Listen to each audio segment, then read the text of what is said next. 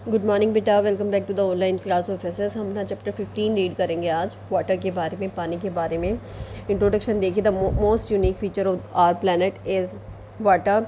Water covers about 70% of the surface of the earth and only the remaining 29% is land. Water is found in oceans, seas, rivers, lakes, ponds and also underground.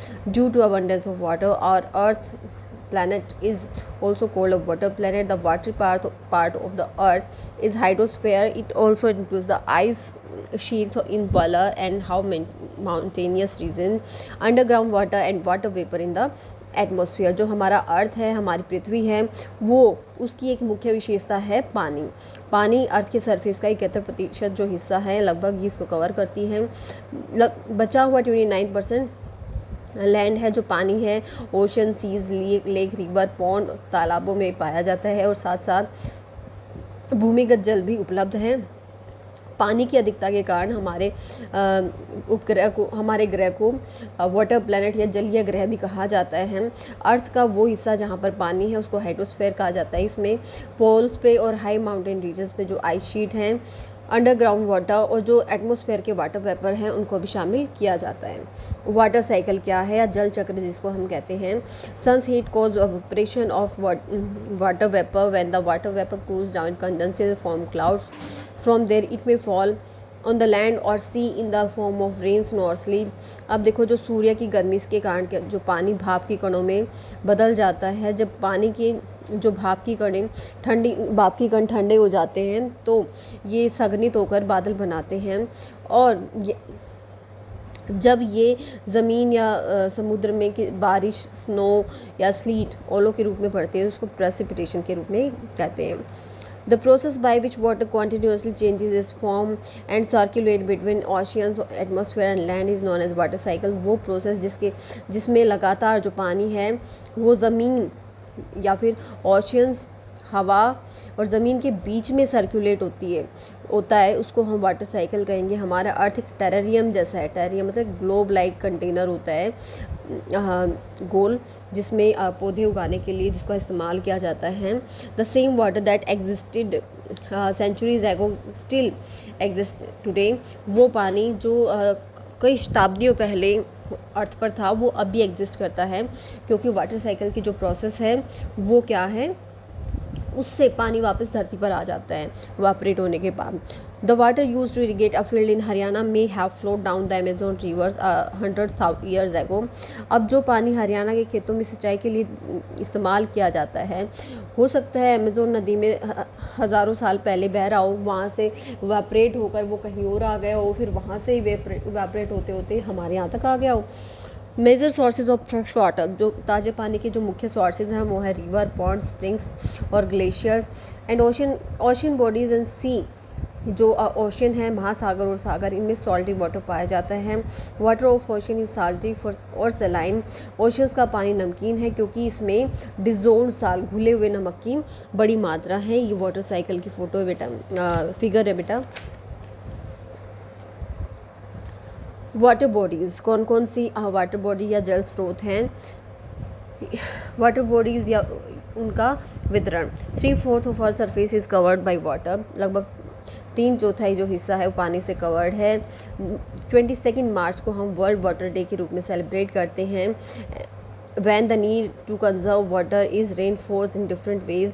जब हम पानी को सुरक्षित करने की जो आवश्यकता है उसको अलग अलग तरीक़ों से मजबूत करते हैं. ठीक है, एक देखो टेबल है. ओशन में 97.3% वाटर पाया जाता है और बाकी जो सब पानी है वो है फ्रेश वाटर, जो कि कितना है 2.7%. ठीक है. Do you know world water day 22 मार्च को सेलिब्रेट किया जाता है. नेक्स्ट हमारा ओशियन वाटर. जो ओशियन है लगभग अर्थ सरफेस का 3/4 पार्ट कवर करती है. जोग्राफिकली मतलब भौगोलिक रूप से 5 अलग अलग ओशियंस हैं, जैसे ये हैं Pacific, Atlantic, Indian, Arctic and Antarctic ocean. Yet they are really one single gigantic body of water. हालांकि ये पांचों ही एक ही विशाल पानी का स्रोत हैं. जो पैसिफिक है ये सबसे बड़ा ओशियन है. It was 1/3 of earth surface. ये अर्थ के सरफेस का लगभग 1/3 हिस्सा कवर करता है. जो आर्कटिक है इसका अटलांटिक के नॉर्थ में इसका विस्तार है। Antarctic ocean an extension of all three the Pacific, जो एंटार्क्टिक ओशन है वो पैसिफिक, अटलांटिक और इंडियन ओशंस के साइड्स में इसका विस्तार है। इसके साउथ में इसका विस्तार है और उसको साउदर्न ओशन के नाम से भी जाना जाता है। सैलिनिटी और पढ़ लेते बेटा लवणता। जो ओशंस का पानी है that is saline because variety of salts and minerals, क्योंकि इसमें अलग अलग तरह के जो सॉल्ट्स और मिनरल्स हैं इसमें घुले हुए हैं। Ocean water contains potassium, ocean पानी में जो पोटेशियम, मैग्नीशियम, कैल्शियम और सोडियम क्लोराइड होता है। Reverse passing through the rocks and land and bring these minerals, जो नदियाँ चट्टानों के ऊपर और ज़मीन के ऊपर से बहती हुई आई हैं वो इन मिनरल्स को अपने साथ लाई हैं।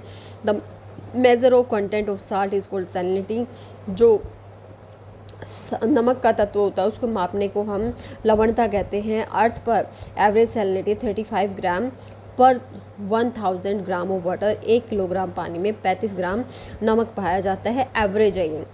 There is difference of salinity in different parts of N ocean, एक ही महासागर के अलग अलग हिस्सों में जो लवणता है वो उसमें भी भिन्नता पाई जाती है। Salinity is increase by evaporation, जो सैलिनिटी है वो इवेपोरेशन से बढ़ जाती है। Because salt are left behind, क्योंकि जो नमक है पीछे रह जाता है। एंड प्योर वाटर एवापरेट्स, ठीक है, एवापरेशन के कारण पानी तो एवापरेट हो जाता है और नमक पीछे रह जाता है। To active evaporation under clear sky oceans of tropic have very high salinity। Tropics मतलब भूमध्य रेखा के पास जो ओशियंस हैं वहाँ पर क्लियर स्काई होता है, ज़्यादा वेपरेशन होता है, इसलिए वहाँ पर सैलिनिटी होती है। In parts where river adds water, वो हिस्से जहाँ पर नदियों का पानी समुद्र में मिलता है वहाँ पर सैलिनिटी कंपैरेटिवली तुलनात्मक रूप से कम है। इन जनरल सामान्य रूप से salinity decreases toward the equator due to heavy rainfall, equator की तरफ भारी वर्षा के कारण जो सैलिनिटी थोड़ी कम होती है। पोलर रीजन में salinity reduced due to the lack of evaporation and addition of water due to melting of ice। Polar region में जो सैलिनिटी है वो भी कम होती है क्योंकि वहाँ पर इवेपोरेशन कम हो पाता है और बर्फ़ के पिघलने से जो मीठा पानी है या फिर फ्रेश पानी है वो भी समुद्र में मिलता रहता है। डू यू नो, देखो बेटा ओशियन वाटर की जो सैलिनिटी है वो 35 पर 1000 है। इसका मतलब ये है कि 1000 ग्राम पानी ओशियन वाटर में 35 ग्राम घुला हुआ नमक है। डेड सी जो है इजराइल का, वहाँ पर 240 पर 1000 इसकी सैलिनिटी है, जबकि यूएसए की ग्रेट साल्ट लेक की सैलिनिटी 220 पर 1000 है। और टर्की की जो लेक वॉन है यहाँ पर हाईएस्ट सैलिनिटी है 330 पर 1000, मतलब एक किलो पानी में 330 ग्राम नमक है। ठीक है बेटा, यहीं तक हम पढ़ेंगे, कल इसको आगे कंटिन्यू करेंगे और इसको पढ़ें, डाउट्स को लाइव क्लास या फिर डाउट सेशन में क्लियर करें। So keep studying and have a nice day.